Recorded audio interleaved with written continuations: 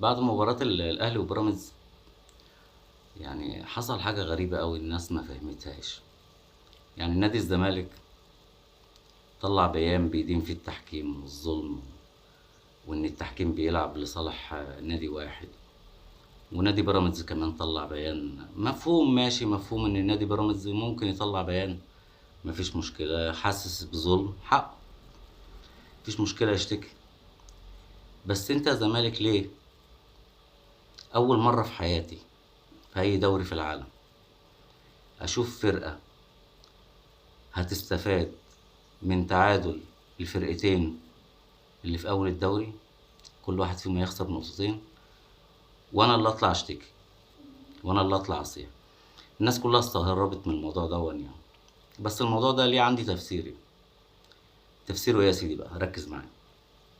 من قديم الأزل، من زمان جدا، يعني بنتكلم الأجيال اللي ما شافتش، نادي الزمالك دايما دايما بيدور في الدوري على حليف، لازم يكون له في الدوري حليف. من زمن الإسماعيلي، المصري. بيعمل ايه بقى الزمالك بالحليف؟ بيستفاد منه على قد ما بيقدر. محتاج منك نقطة عشان المنافسة في الدوري، مفيش مشكلة. محتاج منك نقطتين، مفيش مشاكل. محتاج من عندك لعيب، تمام حبيبي. انت محتاج من عندي لعيب انا مش محتاجه، حبيبي، مفيش اي مشكلة. طيب من بعد المشاكل اللي حصلت ما بين جمهور المصري والاسماعيلي للزمالك، لازم يبقى في حليف تاني. مين؟ بيراميدز.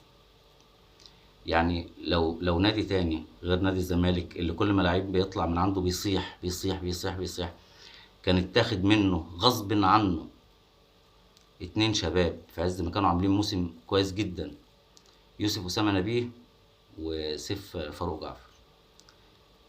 نادي بيراميدز خطفهم. لو الاتنين لعيبه دول كانوا راحوا الاهلي، كنت سمعت صياح من هنا للسنه الجايه. انما الاهلي لا.